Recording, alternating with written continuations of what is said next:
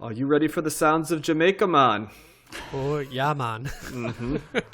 We're going to have some Jimmy Cliff. Jimmy Cliff pre-Bob Marley. We're going reggae. We're going ska. We're going reggaeton. We're doing all kinds of island sounds. I will be very, very interested to hear everybody's take on this album. But before we get into that and start the 15 minutes, Matt, will you fill us in on where The Harder They Come, which is an original motion picture soundtrack, comes in? I would love to, and I'm not going to try to attempt to do a Jamaican accent because it won't, dude. It will not. I'll screw it up big time.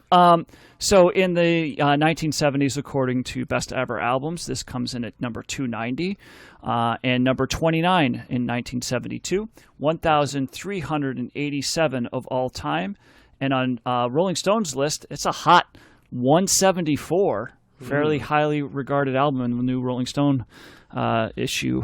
So, that's why we're covering it, basically. So Nice. There we go. Well, let's go ahead and slap some time up on the board and slap it over to Josh, who's going to be our first hot take right here. Josh, what are your thoughts on this one? Well, probably no surprise to you guys, but I really like this album. And I did watch the movie in conjunction with the soundtrack, so that gave me a little added context. And I watched. And you had not seen it before, right? So I had not seen it before. Yeah. That was cold watch. That was a cold watch. Hot take on the movie. I have not seen the movie, but the cover of the album, which theoretically should tell me something about the movie, is pretty phenomenal. Yes, it is very colorful, and that is a pose that Jimmy Cliff makes at one point in the movie. Oh, nice. And so yeah, I got some added context from that, and watched the making of that was on there, and kind of the history of this. They gave a little bit of history of this album, but first my thoughts on the album.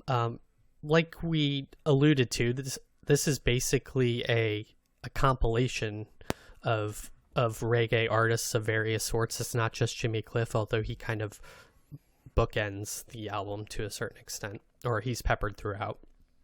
And I've heard many of these songs before, either by covers or just from listening to reggae. And yeah, it's all like classic reggae stuff, right? We've got Toots and the Maytals on here. We've got Jimmy Cliff, and then we've got who else? Desmond Decker. Yep. Yeah, and the Melodians, they're also famous, and many others. So this really just kind of captures, I think, the feel of Jamaica. And the most important thing about this album that I learned is it basically introduced reggae to the world. Before this album, and the movie too, which was a big like cult classic on like college circuit and in theaters, everywhere. That was people's first time exposure to reggae. So I totally get why this would kind of be a groundbreaking thing if you had never heard reggae before, which is kind of wild to think that it wasn't just always there in the way that like jazz was or any other, seminal genre or musical genre. And so you get the best of it here. I really like Jimmy Cliff's voice. He has a really smooth voice, and you get all of the classic reggae sounds here, with the guitars and kind of the way they drums and the syncopation and rhythm that they use. You've got some horns in this, and it really just captures the feel of reggae and what they were trying to accomplish, and also the feel of the movie as a added benefit or result of listening to this soundtrack. The other thing about reggae that comes across in this album is the biblical influence in many of the songs. You just have straight up kind of reggae songs talking about things from the Bible or Jesus, or being more spiritual, which kind of plays into the Rastafarian nature of reggae and Jamaica itself. And the other thing that came across is also kind of the crime element of reggae, or like the rude boy culture, and which are basically like Jamaican gangsters, for and organized crime, which also is a big element, plot element of the movie. So I think it does a really good job of capturing reggae, and I think it does a really good job. It's a really great soundtrack as a result too, and it's a perfect introduction to reggae if you have not gone deep into that or are looking to try something different. Can't disagree. Matt, what are your thoughts? Okay, so now I know where Vanilla Ice's "Stop That Train" comes from. Yes, right. That was big sample. Track number 2, "Draw Your Brakes." I assumed that Mr. Ice wrote that himself, but apparently not. You couldn't have possibly thought that he really did you? You had to know. Well, he wrote, Ice Ice Baby, which, some say was similar to Queen, but he adds that extra note in there, which makes it totally different. Absolutely. Yeah, so that was the only thing that was somewhat recognizable on this. So unlike Josh, I didn't know any of these songs. And I do like this. I like reggae, despite my hatred of ska, which is they're cousins basically, right? I mean, it's a very similar type of musical genre. And I was thinking about this a lot as I listened to it because, I wouldn't say that all of this is ska. There were 2 songs that stood out in particular that were, to me, decidedly not ska, and that were "Many Rivers to Cross," the 4th track, more of like an R&B kind of ballad song that to me, it didn't really seem ska, and track number 10, "Sitting in Limbo," which is kind of more of a blues rock song, which was fine, right? Like I don't need this whole album to be reggae. Yeah, so it's very interesting because I was trying to think about this. Like, why do I like this? Why do I not like the ska? And it's, I guess I would say that, first of all, there's not as much horns in here. And that's one of the things about ska, just the way that they use the horns, I don't particularly like. And the speed, right? Ska is just a lot faster. And, even though there's some kind of more upbeat songs on here, I like the slower, mellowed out version of this type of sound more than I do when they do it in ska, and it's just upbeat. And I don't really know how else to explain it. It's just like a personal preference. This to me is great summer beach music. This is stuff that you play like, in a convertible driving down the A1A, right by the beach and stuff, or just hanging out at the beach.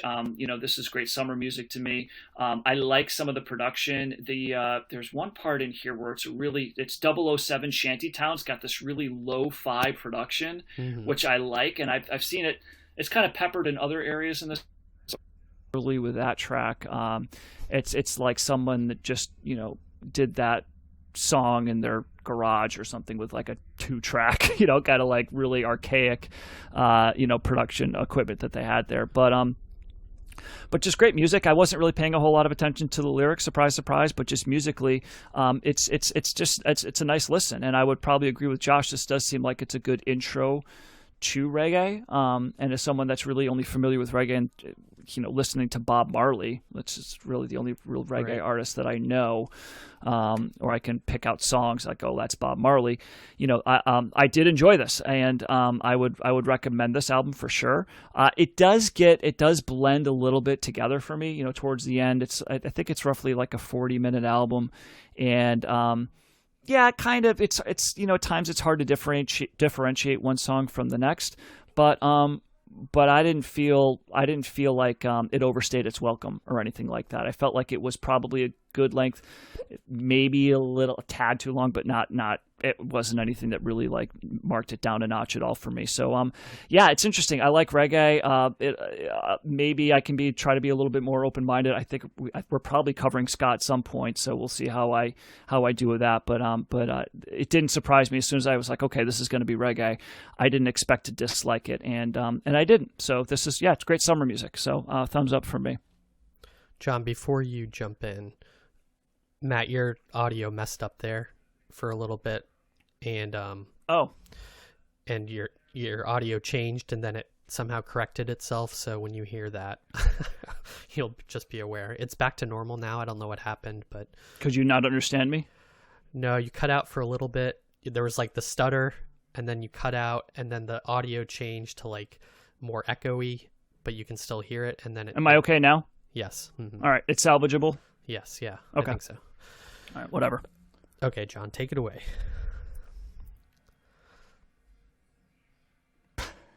John, you there? So, yep, I'm here. Okay. So Matt, sorry, let's start it now. Okay, sorry, I was just listening. Okay, ready? Here I go. Okay, Matt, there's a lot I have to address in your segment right there. All right, okay. So number one, I disagree that this album was samey. In fact, one of the things that stood out to me was how very different it was. There's calypso. You kept saying ska. There's one song that I would put as first wave ska. That's the Desmond Dekker song, which absolutely makes sense because Desmond Dekker was one of the seminal artists of first wave ska. 007 Shantytown is kind of, when you get any first wave ska compilation, you're going to get Prince Buster, you're going to get the Ska-Lights, you're going to get Desmond Dekker, and there's going to be overlap. It's a very distinct sound. One thing I want to say is the first wave of ska did not start to become fast with that uptick beat until the very end of it. So a lot of what you may be thinking of as ska, Matt, is second wave ska and probably even more so third wave ska. But from that end of things, there's way more of an overlap with first wave ska and reggae and ska than it is at any other time. Yeah, so I did like that song. So, and I think I seem to remember now that you're bringing it up about like the differences of the waves, and I probably first wave ska is something that I would probably like. So yes, the stuff that I am not so into, it's probably 2 and 3. I would. Well, agree. And we were going to get into this later when we do that, but the first wave of ska is always associated with Jamaica. The second wave is always Great Britain because it was a revival of ska that brought back the Jamaican artists, and the third was more of an American phenomenon. So that's kind of where it came from there. The interesting thing about this was there were some songs on this by Jimmy Cliff who, I know plenty of Jimmy Cliff, and I think even if you don't think you know Jimmy Cliff, I Can See Clearly Now, so Jimmy Cliff whether you realize you know him or not. So it's a happy song. So there you go. So as I said, you're a perfect example there, Matt. You proved my, thing right there. But what I noticed was a lot of the Jimmy Cliff songs would not have been out of place being sung by like Tony Orlando and Dawn and the Partridge Family. They're better, but they're very pop sensible songs. It's really not until you get into the other artists that are on the outskirts of it that you start to get like a more standard issue reggae in the song, the Melodians and Toots and the Maytals and the Slickers. I mean, that's the stuff that's going to be a lot more what's recognizable as, the reggae you may think. And as Josh said, it's almost impossible to not get elements of the rude boy culture in the lyrics of these songs. Pretty much everything is about growing up hard, right? The threat and the appeal of crime culture, right? Hence the rude boy. And then the rude boy sort of gets reimagined in later reggae and second wave ska in terms of the pork pie hats and the suits and stuff like that. But in this case, the rude boy has a different look in terms of what it looks like in first wave ska. And then Bob Marley took the image of what a reggae singer was supposed to look like and sort of morphed it away from that rude boy culture as well, into a different era, sort of more, I think a lot of people think like drug culture more so than they think of like crime culture, right? Yeah, and that's an interesting thing because I think that, where most people think of reggae isn't necessarily where reggae was at this spot. But this was a really fun listen. It flew by. I love the fact it felt like one of those compilation discs, Josh, that you would buy of just reggae artists or ska artists where you just get introduced to like 15 different bands. And, in this case, I think is it 7 different artists? You got Jimmy Cliff, Scotty, the Melodians, Toots and the Maytals, the Slickers, Desmond Dekker. Yeah, it's like 6 or 7. Right, 6, yeah. So you're getting like a compilation feel right there. I think this is also the only album where the last track is repeated, pretty much. Right. The last 2 tracks aren't they? Yeah, but at least you can't get it if you really want is a decidedly more, reggae-ish, later reggae-ish version of it. It's almost like a sort of it portends what's coming. The Harder They Come is almost the exact same song at the end. And it would be one thing if it was the first song and the last song, but The Harder They Come the first time comes in at the 6 mark, and then The Harder They Come at the second time comes in at the 12 mark to end the album. Yeah, I double-checked that to see if that was one of those things that was an added bonus for a later release, and it's not. It was on the original release. Those 2 were totally put just like that. So it was done on purpose. Different too. There the timestamps are different, right? Like, and so there are small differences when I listen to it, but as I'm listening to it, I'm like, this is basically the same song, barely reworked at all. Yeah. So I'd be interested to see why that was done. And like I said, same thing, Matt. I always check the run list to make sure I listen to the exact album, and I did see that it was on there twice. So I was like, I knew it wasn't the wrong thing, but it was fascinating to me. But yeah, there's a lot of standout tracks on this. Johnny Too Bad by the Slickers is an awesome song. Pressure Drop's a standard from Toots and the Maytals. That's a good one. 007 Shantytown there's not a early reggae or early ska compilation that's not going to have that, and it's been covered a jillion times. Many Rivers to Cross has been covered a zillion times. So there's all kinds of songs on. The Harder They Come is a real famous song. Yeah, the title track is really good too. I mean, Jimmy Cliff knows how to make some music, I would say. He sure does. There's a lot of melody. It's a great place to start if you want to hear early reggae and you want to hear reggae that doesn't sound exactly like the reggae that you may know if you've only listened to Bob Marley. Because I think for a lot of people, Bob Marley and reggae is totally synonymous, and it's understandable. He is the Beatles of that genre, but that doesn't mean that he's the only way to do reggae. And I think sometimes it gets buried under what it sounds like in different versions. And this is a much less of a Earth Father, Weed Us From the Earth, liberation reggae, and it's a different style. It's more of a from the culture reggae. Or maybe people think that like reggae started with Bob Marley, which is obviously isn't the case. He's just the most famous one of the most famous the ones. Bob Marley origin story, right? He was found by Desmond Decker, who said this guy's pretty good. I bet you it's one of those things that I just don't, like I said, I think I've gotten two Bob Marley albums. I got the Greatest Hits and I had Natty Dread, right? So that's and then anything that I would hear on the radio.